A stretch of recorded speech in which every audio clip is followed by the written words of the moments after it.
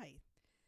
This is the story of How Amy Found Her Focus by Angie Hernandez, certified hypnotherapist.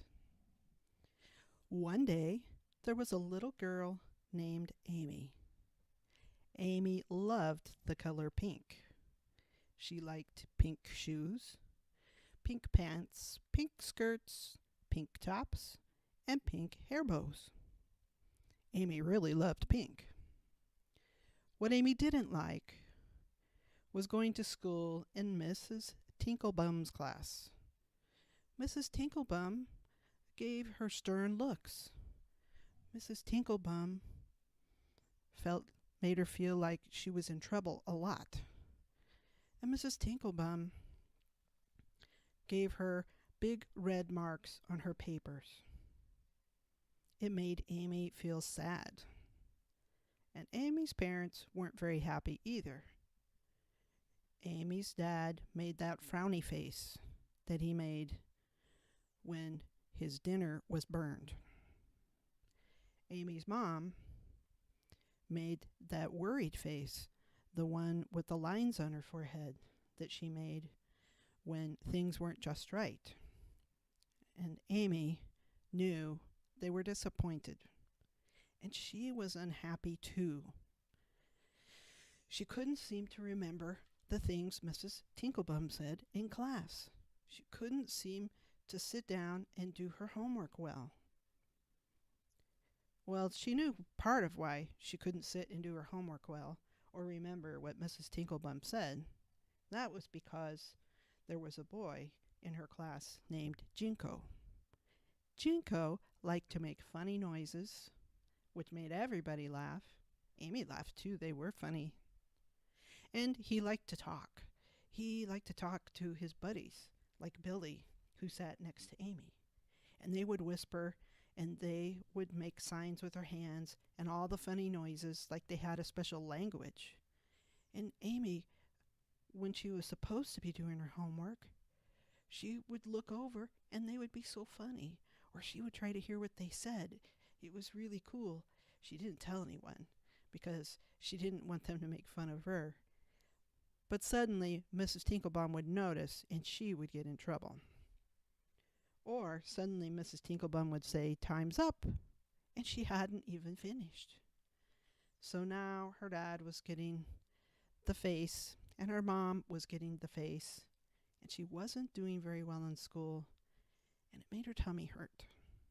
She didn't know what to do. When they went to parent-teacher conference, Mrs. Tinklebum told Amy's parents, "Amy does not have focus. Amy cannot focus on her work. Amy cannot seem to focus when I'm speaking or writing in front of the class." She saw that worried lined face on her mom. She saw that frowny face on her dad. It made her shrink down in her seat. She didn't know what to do. This had never been a problem before, but then she'd never had a boy like Jinko in any of her classes before. So that night, when it was time to go to sleep,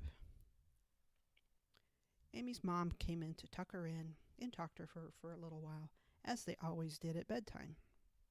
But tonight, instead of telling a story, Amy's mom said, "Amy, I really don't know what to do to get your focus back." Amy didn't know either. She didn't exactly know what focus was, to be honest.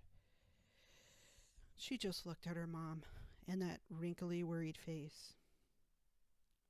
Amy's mom said, "Maybe we should get you a tutor." "What's a tutor?" asked Amy.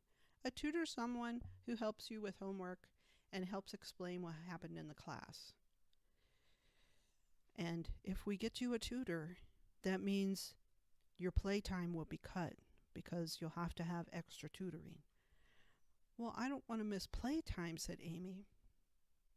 But her mom gave the worried look again and said, "Well, you must keep up with your schoolwork. We have to do what we have to do, and that's that." Amy didn't say anything. She knew what that meant. So her mother kissed her goodnight and turned her lights down, and Amy lay there falling and drifting off into a really beautiful, pleasant sleep. But all of a sudden, she heard a tap, tap, tapping on her window. She opened her eyes and looked over at her bedroom window. And what should be there but her favorite type of animal, the seahorse. A seahorse? She thought. What's a seahorse doing at my window? This isn't the ocean. And it was a great big giant seahorse besides. What's a great big giant seahorse doing at my window? And she looked at it closer and she said, It's pink. Oh, that made Amy really happy. A big giant pink seahorse right at her window. She had to go see. And the seahorse had a friendly smile. And it kept tipping its head away from her, kind of saying to her, Come on, let's go for a ride. And so she did. She opened the window and she got on the back of the giant pink seahorse, who waited for her carefully, and they went off on a beautiful ride at the night. Every so often, they tipped way up in the sky, up into the clouds, so the seahorse could get nice and wet, because seahorses love to be nice and wet. And they flew all around. Yes, they flew all around. They flew up higher than Amy's house. They flew way up high. She could see the trees like little bushes below her, and she could see the cars driving on the roads. They looked like little toy cars. It was so fun. And the seahorse would kind of go up and down and make her stomach tickle. It was so much fun. She could pet the seahorse. The seahorse really liked that and would tip its head toward her hand. And they flew all around over the town. She could see her little tiny house way below, and the lights were on in one of the windows where her parents were watching television. And they flew all around. They saw where the lake was. They saw where the highway was. And they saw the street lights. She knew where some of her friends lived. And she wondered, wouldn't it be fun to go down and tap on their window and show them the giant seahorse? Ha! They'd probably be scared, but not her. Yes, they had a beautiful time. And then they flew close to Amy's school. And as they flew close to Amy's school, her beautiful pink seahorse began to fly lower and lower until she came to a place right outside the window of Amy's classroom where Mrs. Tinklebum held their classes. And all of a sudden, very magically, the room lit up, and Amy could tell that this was kind of a picture of another day that had already happened.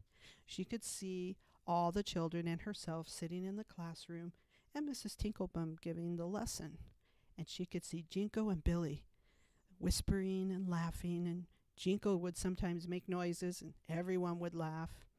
Mrs. Tinklebum would give him a cross face. And then she saw herself sitting there when she was supposed to be taking a quiz and just sitting there listening to the boys. So she realized that's what focus meant, and that was a problem. That's what her problem was. So, as she looked at the picture, the seahorse turned one time around, and a new picture came in. It was still the classroom with Mrs. Tinklebum and Amy and Jinko and Billy. But this was a new day, and Amy knew it because she had some clothes on that she'd never worn to school before. They were brand new clothes that were still in her closet that she wasn't let to wear yet because they were special for a special day. And as Amy wore these pretty new clothes, the Amy that was on the seahorse peeked in to see what was happening. Soon they were in the same situation as before. Jinko was making funny noises and whispering to Billy, and Amy was just looking their way, kind of spacing out and not paying attention or learning the lesson. Suddenly, Amy lifted her hand up from the seahorse over toward the window. And when she did that, a big spotlight flashed on the Amy that was in the classroom. The Amy in the classroom suddenly was all lit up, and the rest of the classroom around her turned a dull, dark color. Suddenly, she didn't really hear the noises or the funny whispering things that were going on with the boys. Suddenly, what she could really see bright and important in front of her was her quiz.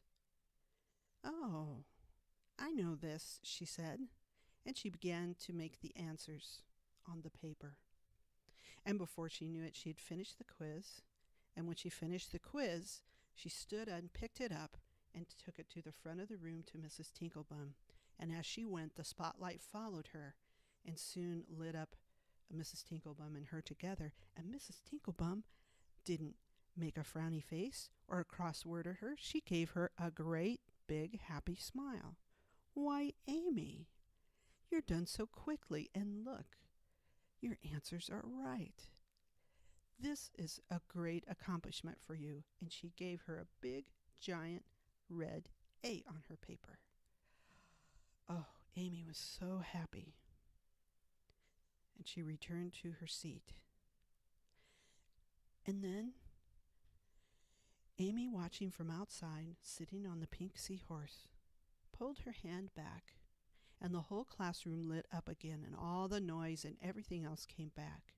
Soon Mrs. Tinklebum was teaching a new lesson, and Amy in the classroom was kind of daydreaming, listening to the boys again. This time, Amy on the seahorse knew what to do. She reached her hand out toward the window, and the spotlight came back. Only this time, there were two spotlights. One was lighting up Amy as she sat at her desk, and the other was lighting up Mrs. Tinklebum as she taught the lesson in front of the class. As Amy sat in her seat in the classroom, the rest of the classroom was dark, except for Mrs. Tinklebum and what she was teaching. The sounds from the boys was very much muted and quiet, and she could focus exactly on what the teacher was saying. And it was so easy. It made so much sense. She just learned it all right away. And now she knew what to do.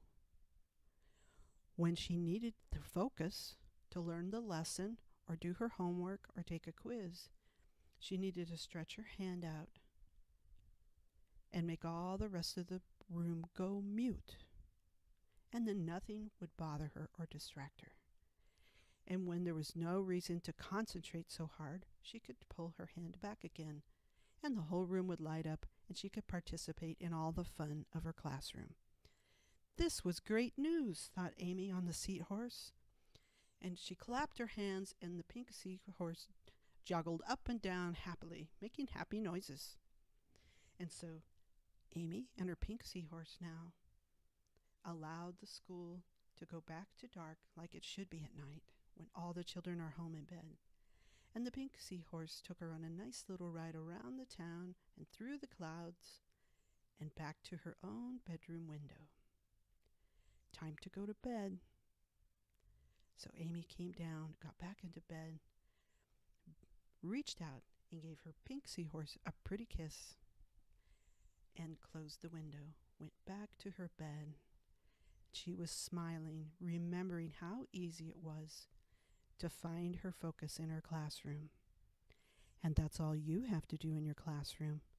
Reach out your hand and mute the whole room when you really need to focus. And it's as simple as that. All right. Now tomorrow in your classroom, remember this little trick. And hey, it's a secret. Don't tell anyone. All right. I hope you enjoyed this story of Amy and how she found her focus. Good night.